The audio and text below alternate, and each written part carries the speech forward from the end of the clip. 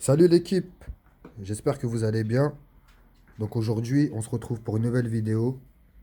Ce matin, j'ai reçu ce petit colis qui fait plaisir. Donc on va voir tout de suite ce qu'il y a dedans. J'ai attendu cette vidéo pour qu'on l'ouvre ensemble. On va le faire tout de suite.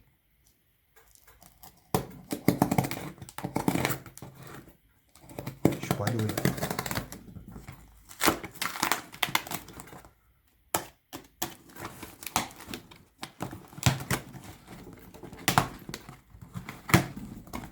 Alors qu'est-ce qu'on a là? Donc là, vous pouvez voir déjà la marque que j'ai choisie. Donc on est reparti. Enfin, on est reparti. On est parti sur Jeu Athéna.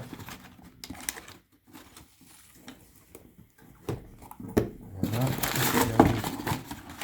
Regardez dans cette boîte.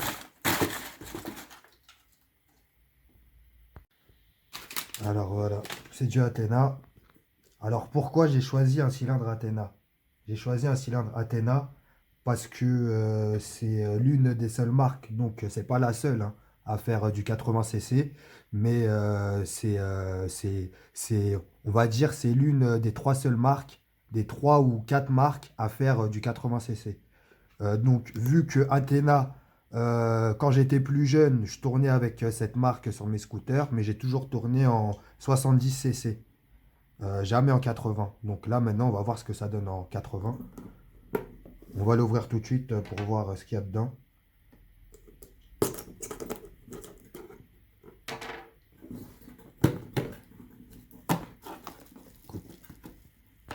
Alors, qu'est-ce qu'on a là-dedans? Donc, on va commencer par sortir le cylindre. On va voir ce que ça donne.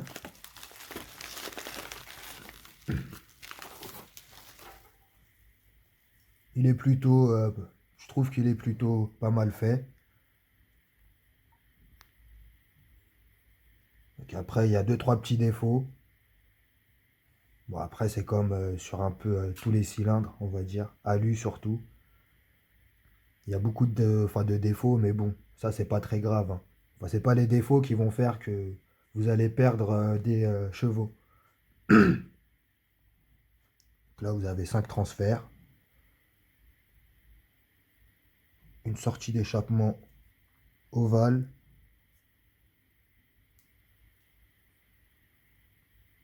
Voilà, là, on peut voir que au niveau de l'admission, c'est pas mal, hein. C'est bien ouvert.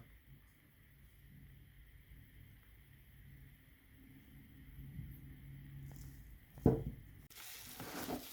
ensuite, on va déballer la culasse. La culasse, elle est plutôt pas mal, hein. Donc on peut voir que c'est une culasse à haute compression. Parce que vous voyez, la chambre de combustion, elle est vraiment réduite. Donc ça, c'est pas mal. À mon avis, ça doit bien comprimer. Donc là, vous voyez toujours les défauts un petit peu de bavure, un petit peu. Je sais pas si vous pouvez voir. Voilà, c'est une bougie à petit culot. Alors que sur la Fabrezzi, c'est une bougie long culot. Bon, c'est plutôt pas mal. Ensuite, vous avez le piston. On va l'ouvrir tout de suite.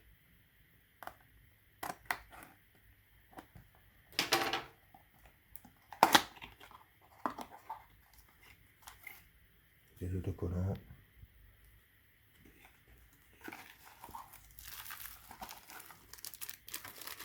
Les segments. Enfin, le segment, les segments. Il n'y en a qu'un. C'est un monosegment. Donc il n'y a qu'un segment.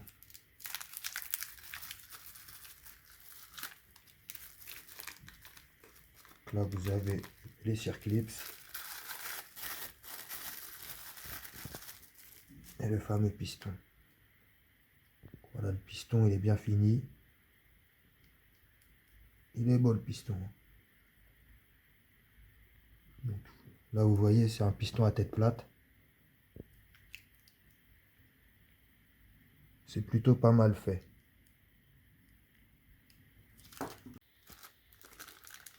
Le segment, je vais le voir proprement. Ça va éviter de l'ouvrir comme un gros beauf. Voilà. On va le mettre en direct. Bien sûr, je vais l'enlever plus tard.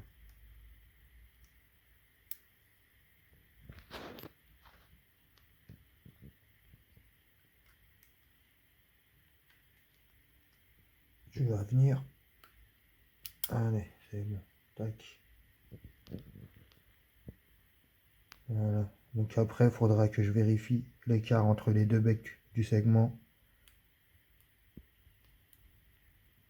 pour voir s'ils sont à la bonne distance. Donc ça, je vous ferai montrer ça dans la prochaine vidéo. Au remontage. Au remontage sur le scooter directement. Donc voilà, les serre clips, ils sont ici. Bon, c'est pas les serre clips que je préfère. Enfin, c'est pas les clips, excusez-moi, c'est pas des serre clips, c'est des clips. C'est pas les clips que je préfère. Moi, je préfère ceux qui ont le crochet. Ils sont plus faciles à mettre, plus faciles à enlever. Bon, après, je vais voir si j'en ai pas sous la main. Mais bon, après, si j'en ai pas, je ferai avec ça. Vous avez bien sûr aussi l'axe du piston. Donc, c'est censé être un axe de 12. Donc là, je vais le vérifier plus tard. Mais c'est censé être un axe de 12. Donc, de toute façon, pour monter un 80 cc sur son scooter, il faut absolument avoir un vilebrequin avec un axe 12. Il n'y a pas de 80 cc si vous voulez en axe 10. Donc voilà, ça c'est très important. Donc là vous avez la pochette de joint. Donc voilà, avec le joint d'admission, le joint de pot, le joint torique. Un joint torique, je sais pas pourquoi ils ont mis un joint torique. Parce qu'il n'y a même pas de creux pour le mettre en fait. Donc à mon avis, ils ont dû mettre un joint comme ça en plus. On sait pas trop pourquoi. C'est pas très grave. Donc après vous avez le joint de culasse. Les joints d'embase. Enfin les joints d'embase. Vous avez un joint d'embase et des cales. Les cales pour le squish. Voilà, ça on verra ça plus tard. Qu'est-ce qu'on a d'autre? Donc on a des lames à clapper. Donc des lames à clapper carbone. Ça c'est bien, c'est pas mal. Mais bon, moi j'en ai déjà. Bon après ça va me servir hein, pour... peut-être pour un autre scooter ou pour des lamelles de rechange sur, sur un scooter client. On verra bien.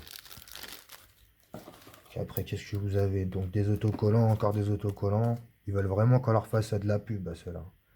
Donc on leur fera de la pub, mais faut que ça fonctionne bien avant. Donc là, vous avez toutes les caractéristiques. Donc là, c'est la fiche technique qu'on va comparer justement avec la Fabrizi. Hein. Voilà, c'est tout ce qu'il y a.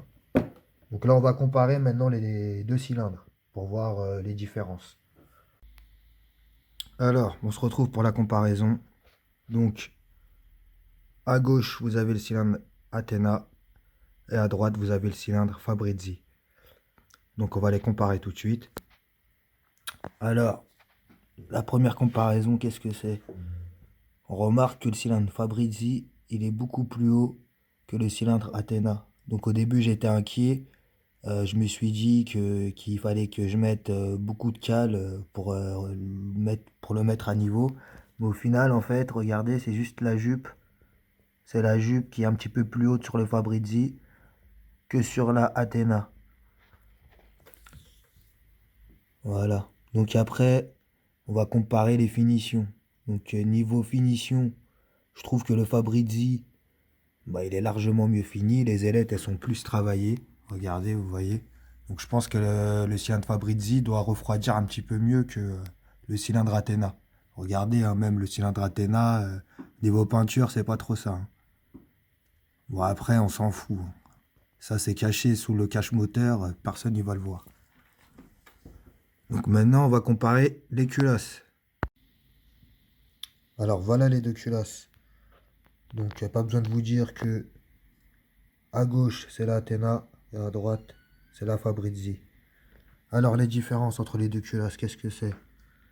Alors, pour la Athena, vous avez une plus petite chambre de combustion que sur la Fabrizi. Voilà. Même si la Fabrizi, elle comprime pas mal, hein, je vous le dis, ça comprime, hein. Alors, les autres différences, qu'est-ce que c'est? Donc, comme je vous ai dit tout à l'heure, sur la Athena, vous avez une bougie à culot court. Et sur la Fabrizi, vous avez une bougie à culot long. Qu'est-ce qui change d'autre? Alors, pour le joint de culasse, sur la Athena, vous avez un joint de culasse en alu. Et sur la Fabrizi, vous avez un joint de culasse torique. Alors, les avantages et les inconvénients. Alors, l'avantage du joint torique, c'est qu'il procure une meilleure étanchéité entre le cylindre et la culasse. Mais le problème, c'est qu'il a tendance à s'user un petit peu plus vite que le joint alu. Pourquoi? Alors, pourquoi? Parce que, si vous voulez, le joint torique, on va dire que c'est plus fait pour les cylindres à refroidissement liquide. Parce que sur un cylindre à air, voilà, qui est refroidi par air, le cylindre a plus tendance à chauffer. Donc, ce qui fait que la durée de vie du joint torique, en fait, ben, elle n'est pas très très longue, hein. Comparé au joint de culasse en alu, qui lui, par contre, avec un petit peu de pâte à joint et, euh, et un bon montage, ben, en fait, vous pouvez, on va dire, diviser les révisions par deux. Parce que c'est vrai que le joint torique, il a tendance à vraiment se bouffer. Et j'en ai changé, hein, des joints toriques sur ce cylindre, hein. Quand je les commande par 5. Donc voilà, je peux vous dire que ça en bouffe, hein. On en démonte, hein, du cylindre, hein, je vous le dis, moi. Alors, là, vous avez les deux cylindres. Donc, toujours à gauche, le Athena, et à droite, le Fabrizi. Ça se voit, hein. Regardez, il est tout dégueulasse. En fait, ça, c'est un ancien qui m'a en fait dépanné de la pâte à joint. Il m'a dit que c'était de la super bonne pâte à joint, que c'était super étanche, mais au final, c'était quelque chose de liquide. Regardez, ça finit par couler. Et j'arrive même plus à l'enlever, le machin, pour vous dire. Donc, voilà, c'était pas une bonne expérience, hein, je vous le dis. Bref, on va pas s'arrêter là-dessus. Donc, alors, les différences. Donc, déjà, il y a une différence de diamètre entre les deux. Mais ça, on verra à la fin sur les fiches techniques. Donc, ensuite, qu'est-ce qu'on peut voir? On va voir. Alors, les sorties d'échappement, comme vous pouvez le voir. Donc, elles sont similaires. Deux sorties ovales. On va dire que la sortie de la Fabrizi, elle est un petit peu plus petite. Tant mieux, ça va être plus adapté en fait à ma config. Parce que vu que j'ai un pot GP, le pot GP, vous savez très bien que le diamètre il est réduit, hein. C'est limite pour un 70, alors pour un 80, je vous explique même pas. Mais je pense que ça sera mieux que cette grosse sortie. Cette grosse sortie, ça, faut vraiment mettre un pot de détente Racing, hein, pour vraiment développer les chevaux du cylindre.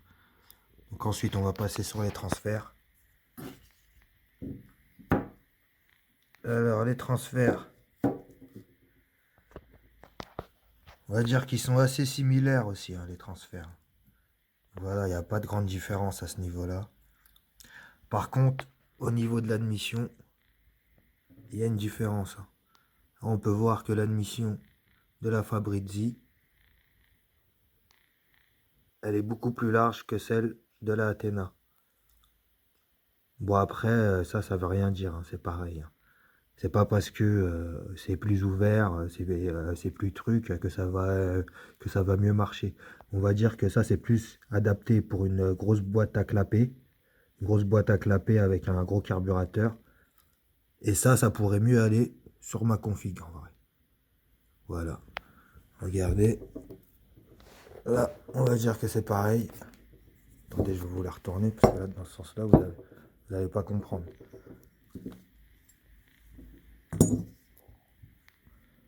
Donc là, vous voyez, c'est pareil. Donc on voit que l'admission de la Athena est beaucoup plus réduite que l'admission de la Fabrizi. Voilà, c'est pareil, comme vous pouvez voir là-haut. Enfin, je sais pas si ça va faire le point ou pas. Ça va faire le point ou pas. Bon, c'est pas grave. Donc là, vous voyez. Donc là, c'est en 3 transferts ici, sur la Fabrizi. Et sur la Athena, c'est en un transfert. Un gros transfert. Voilà. Alors, maintenant on passe à l'intérieur du cylindre. Donc là, vous pouvez voir les 3 transferts d'admission que je vous ai fait montrer. Donc ils sont assez similaires. Donc il n'y a pas vraiment de différence. Vous pouvez voir. Hop. Pas vraiment de différence à ce niveau-là. À part l'admission. Mais bon, je trouve quand même que le cylindre Fabrizi, il est quand même mieux fini. Ça se voit qu'il est plus à travailler. Et pourtant, c'est de la marque italienne. Les Italiens, ils sont très pointilleux sur la qualité. Alors, maintenant, on va comparer les pistons. Donc, on va les comparer sans vraiment les comparer parce que là, vous avez, pour le Athena, vous avez un monosegment et pour le Fabrizi, vous avez un bisegment. Donc là, vous voyez, hein, le piston, il a du vécu. Il est complètement rincé. Celui-là, je suis pas prêt de le remonter un jour. Celui-ci, c'est le piston de mon premier cylindre que j'ai acheté chez Fabrizi. Celui-ci m'a fait pareil, il m'a fait entre 3500 et 4000 km, voire même 5000, parce que je regarde pas vraiment, mais il m'a fait au moins 5000 km, ça se voit de toute façon à la tête qu'il a, vous pouvez le voir, il a roulé celui-là. Celui qui est monté sur mon scooter actuellement, c'en est un autre, c'est un cylindre monosegment comme celui-ci. Donc voilà, qui comprime beaucoup moins que le bisegment. En plus, en haut, regardez si vous pouvez. Hop, je sais pas si vous allez le voir, mais vous avez le segment du haut qui est en forme de L. Voilà. Vous pouvez le voir. Ça forme comme un L. Donc ça procure une meilleure compression. Vraiment. Avec ce cylindre-là, je crois, c'est le cylindre avec lequel j'ai eu la meilleure compression de tous les cylindres de ma vie, confondus, franchement. Je trouve qu'il marche mieux que le monosegment qui est actuellement monté sur mon scooter. Mais bon, peut-être qu'un jour je vais réussir à les contacter, Fabrizi Racing, et que j'arriverai à recommander voire un piston, voire même un cylindre. Alors, pour les comparaisons, donc il n'y a pas grand chose à comparer sur les pistons. Donc là, vous avez une fenêtre à l'arrière sur le Fabrizi, alors que sur le Athena, on n'en a pas du tout. Donc je ne sais pas pourquoi. Faudrait que je regarde un petit peu de plus près. Faudrait que je mette le piston dans le cylindre pour voir comment ça fonctionne, comment ça se passe. Oui, j'ai vérifié. L'axe, c'est bien un axe de 12. Là, vous avez la cage aiguille de 12. Regardez, je vous fais montrer la référence. Elle est là. Donc c'est du 12-17/16. C'est pour un vilebrequin. Mal aussi RHQ en 12. Donc là, ça passe nickel.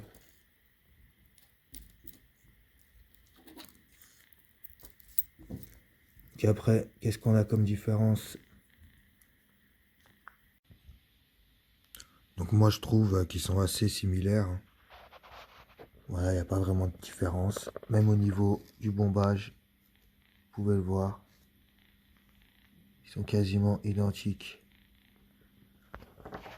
Donc voilà les amis, donc maintenant on va passer aux caractéristiques techniques. On va voir les différences de diamètre, de course et tout ça.